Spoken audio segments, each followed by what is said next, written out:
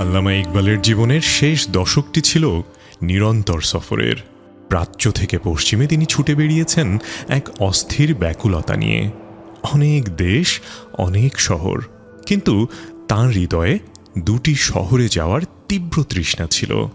একটি পবিত্র জেরুজালেম, আর অন্যটি স্পেনের কর্দোভা। কিন্তু কেন এই ব্যাকুলতা? কেনই বা তিনি 1931 সালে জেরুজালেমের মুসলিম বিশ্ব কংগ্রেসে দাঁড়িয়ে আক্ষেপ করে বলেছিলেন, আমি ইসলামের শত্রুদের চেয়ে মুসলমানদের নিয়েই বেশি চিন্তিত।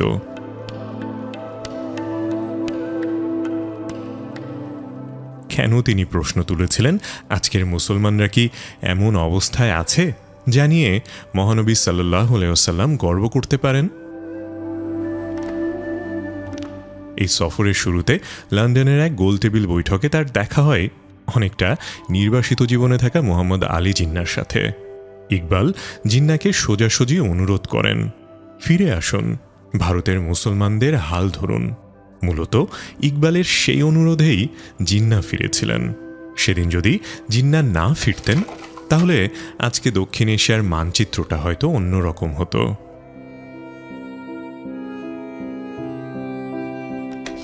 যে মানুষটি জিন্নাকে রাজনীতিতে ফিরিয়ে দেশভাগের বীজ বুনেছিলেন, মুসলিমদের জন্য আলাদা দেশ হতে হবে এমন ধারণার জন্ম দিয়েছিলেন, সেই ইকবাল কি চিরকাল এমনই ছিলেন? এই মানুষটি কি একসময় লেখেননি ভারতবর্ষের বন্দনা গান?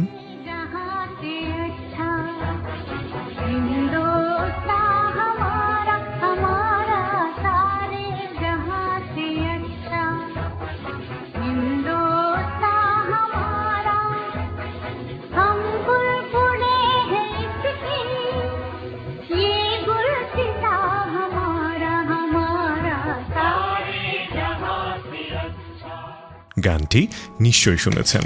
শতাব্দীরও বেশি সময় ধরে সমানভাবে জনপ্রিয় এই দেশাত্মবোধক গানটি আজও অম্লান। ভারতের প্রজাতন্ত্র দিবসে প্যারেড গ্রাউন্ডে যখন সামরিক ব্যান্ডের সুরে এই গানটি বেজে ওঠে, তখন এক অনন্য শিহরণ জাগে। ভারতবর্ষের স্তুতি গেয়ে 1904 সালের এক পড়ন্ত বিকেলে ইকবাল লিখেছিলেন, সারে জাহাঁ সে আচ্ছা ये हिंदुता हमारा, हम बुलबुले हैं इसकी, ये गुलसिता हमारा। অথচ 1905 সালে উচ্চশিক্ষায় ইউরোপে গেলেন ইকবাল, আর 1908 সালে যখন ফিরে এলেন, তিনি যেন অন্য এক মানুষ। মাত্র কয়েক বছরেই বদলে গেলেন তিনি। তার চিন্তায় ইশারায় ভেঙে গেল মানচিত্রের বেড়াজাল, জন্ম নিল নতুন আকাঙ্ক্ষা। আজকের ভিডিওতে আমরা জানব সেই রূপান্তরের গল্প। আল্লামা ইকবাল আসলে কে ছিলেন? তার এই সুদূরপ্রসারী চিন্তা আর দর্শনের শেকড়ই বা কোথায়? কেমন পাকিস্তান চেয়েছিলেন তিনি?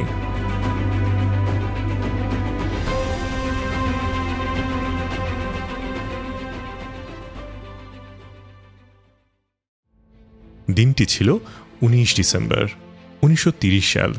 এলাহাবাদের গঙ্গাপ্রসাদ মেমোরিয়াল হলে কয়েকশো শ্রোতার সামনে দাঁড়ালেন বিংশ শতাব্দীর শ্রেষ্ঠ কবি এবং দার্শনিক ডক্টর স্যার মোহাম্মদ ইকবাল। মুসলিম লীগের 21তম এই বার্ষিক অধিবেশনে তিনি যা বললেন তা কেবল একটি ভাষণ ছিল না, ছিল উপমহাদেশের মুসলিমদের ভাগ্যরেখা চিরতরে বদলে দেওয়ার এক অমোঘ ইশতেহার। ইকবাল ঘোষণা করলেন, আমি পাঞ্জাব, উত্তর পশ্চিম সীমান্ত প্রদেশ, সিন্ধু এবং বেলুচিস্তানকে একটি একক রাষ্ট্রে একত্রিত দেখতে চাই। একটি সুসংহত উত্তর পশ্চিম ভারতীয় মুসলিম রাষ্ট্র গঠনই মুসলমানদের চূড়ান্ত নিয়তি।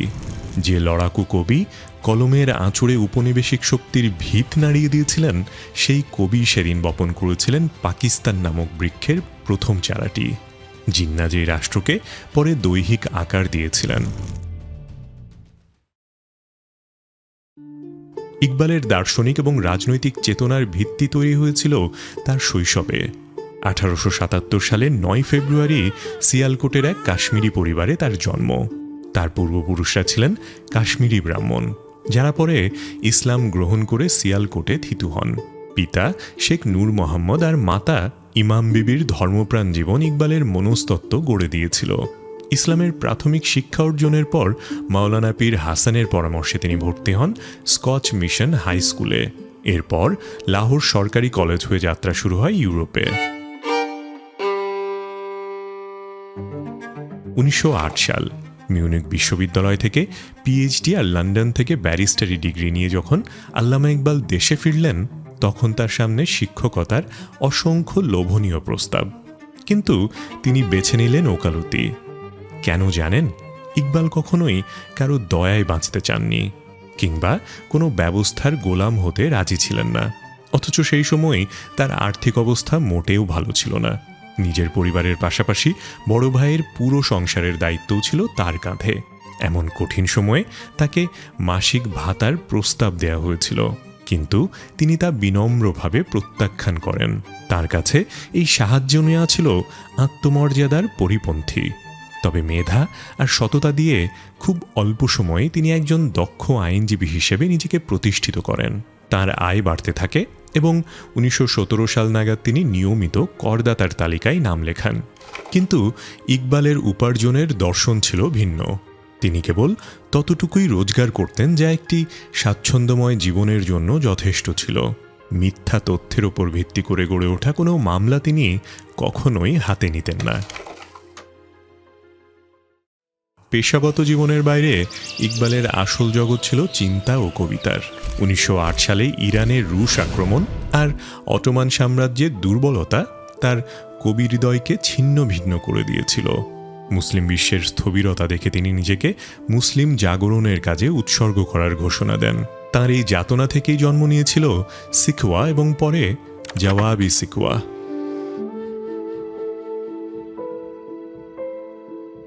তিনি উপলব্ধি করেছিলেন পশ্চিমের অন্ধ অনুকরণে যেই জাতীয়তাবাদ গড়ে উঠেছে তা আসলে অত্যন্ত স্বার্থপর এবং শোষণমূলক।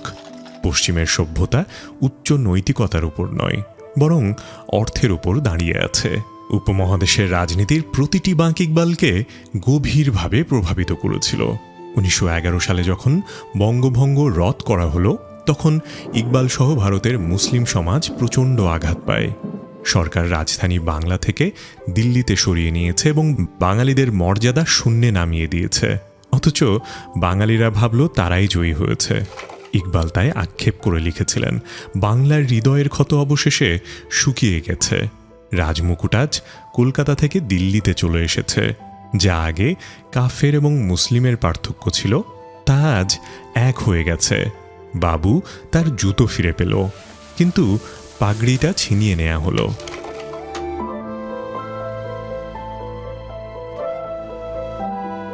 শুরু হলো প্রথম বিশ্বযুদ্ধ। এই সময়ে ইকবাল ব্যবহারিক রাজনীতি থেকে কিছুটা দূরে থাকলেও তার কলম থেমেছিল না। 1916 সালের লখনৌ চুক্তি নিয়ে তার মনে সংশয় ছিল, যদিও এতে পৃথক নির্বাচনের অধিকার স্বীকার করা হয়েছিল। কিন্তু মুসলিম সংখ্যাগরিষ্ঠ প্রদেশগুলোতে মুসলমানদের আসন কমিয়ে দেওয়ার বিনিময়ে অন্যত্র বাড়তি গুরুত্ব দেওয়ার বিষয়টিকে তিনি মুসলিম স্বার্থের পরিপন্থী মনে করতেন।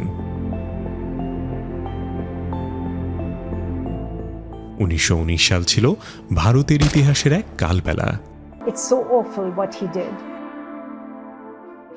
জালিয়ানওয়ালা বাগ হত্যাকাণ্ড আর খেলাফত আন্দোলনের উন্মাদনায় দেশ তখন টালমাটাল। তুরস্কের উসমানীয় খেলাফত রক্ষার প্রশ্নে ভারতীয় মুসলমানদের আবেগ ছিল হিমালয় সম। ইকবাল মুসলমানদের এই জাগরণ দেখে খুশি হয়েছিলেন ঠিকই, কিন্তু অখণ্ড ভারতীয় জাতীয়তাবাদের ধারণার উপর তার কোনো আস্থা ছিল না। তিনি জানতেন কেবল ব্রিটিশদের প্রতি শত্রুতা দিয়ে একটি স্থায়ী রাষ্ট্র গঠন সম্ভব নয়। তিনি নিশ্চিত ছিলেন যে ভারতে এমন কোনো জাতি নেই যাকে ভারতীয় জাতি বলা যায়।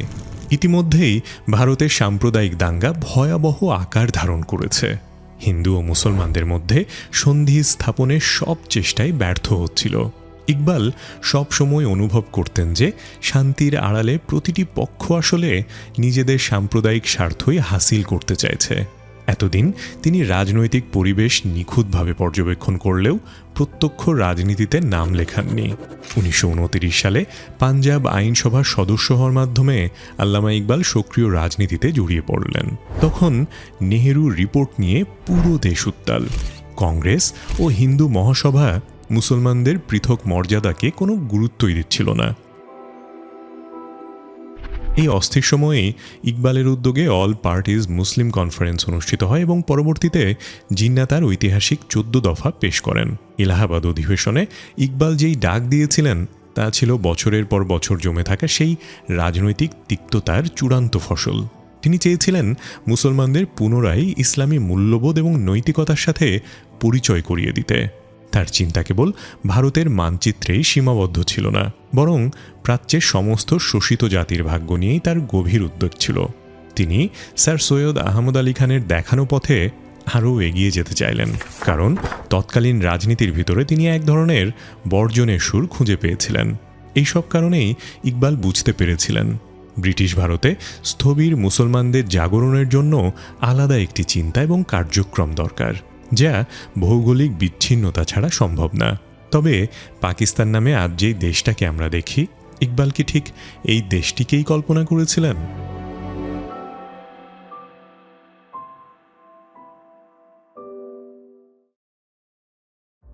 আল্লামা ইকবালকে পাকিস্তানে অনেক সময় এমনভাবে উপস্থাপন করা হয় যেন তিনি খুব গোঁড়া এবং কট্টর ছিলেন।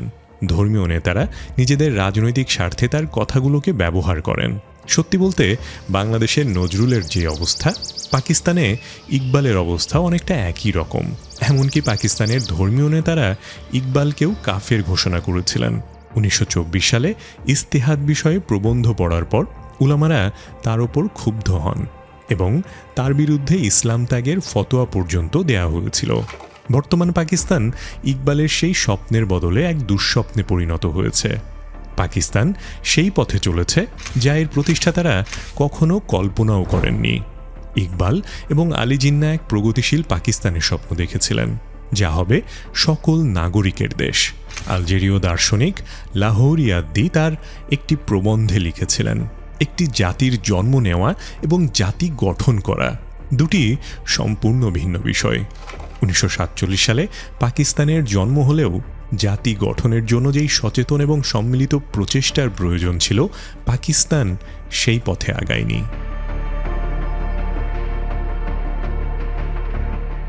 ইকবালের মূল আশঙ্কায় ছিল ধর্মীয় নেতাদের নিয়ে, এবং পাকিস্তান জন্মের পর তার সেই আশঙ্কায় সত্য হয়েছে।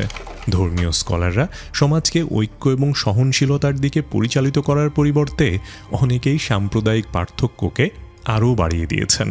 ইকবালের কাছে ইসলাম ছিল একটি গতিশীল ধর্ম, যার মূল ভিত্তি হল যুগের সাথে তাল মিলিয়ে নতুন করে চিন্তা এবং গবেষণা করার মানসিকতা। তিনি মুসলমানদের বুদ্ধিবৃত্তিক পুনর্জাগরণের আহ্বান জানিয়েছিলেন। ইকবাল পাকিস্তান নয়, তিনি মূলত আধুনিক ইসলামী রাষ্ট্রের জন্য সচেষ্ট ছিলেন। The reconstruction of religious thought in ইসলামে তিনি সমসাময়িক উন্নত জ্ঞানকে অন্তর্ভুক্ত করে ইসলামী চিন্তাধারা পুনর্গঠনের জন্য ইস্তেহাদের পক্ষে কথা বলেছেন। তিনি সমসাময়িক উন্নত জ্ঞানকে ইসলামী চিন্তাধারার সাথে যুক্ত করতে চেয়েছিলেন। এই হতাশাজনক পরিস্থিতির মাঝেও ইকবালের বার্তা কিন্তু নিরাশার নয়, পুনর্জাগরণের বার্তা। তাই ইকবাল এখনও প্রাসঙ্গিক, কেবল পাকিস্তানের জন্য নয়, দক্ষিণ এশিয়ার মুসলমানদের জন্য যেই স্বপ্ন দেখেছিলেন ইকবাল, তা অলীক নয়। তরুণ প্রজন্ম এখনও সেই ইকবালকে খুঁজে ফেরেন, যেই ইকবাল সম্ভাবনার কথা বলেছিলেন। তার কবিতা আমাদের মনে করিয়ে দেয় একটি জাতি সম্পদ বা অস্ত্রের মাধ্যমে নয়, বরং চরিত্র, ঐক্য এবং দৃঢ় বিশ্বাসের মাধ্যমে জেগে ওঠে।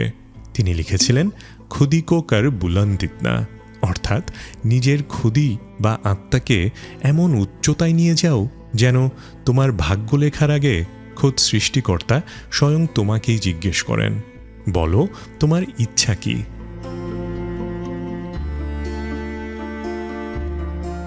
এমন কোনো ইচ্ছা কি ছিল ইকবালের? নিজেকে একজন আধ্যাত্মিক পরিব্রাজক বা কালান্দার মনে করা ইকবাল প্রায়ই বলতেন, তিনি যেন তার ইমাম হজরত মুহাম্মদ সাল্লাল্লাহু আলাইহি ওয়াসাল্লামের চেয়ে বেশি দিন না বাঁচেন। 1938 সালের 21 এপ্রিল 60 বছর বয়সে তার সেই অন্তিম ইচ্ছা পূরণ হলো। তিনি চলে গেলেন, কিন্তু রেখে গেলেন এমন এক দর্শন যা আজও অম্লান।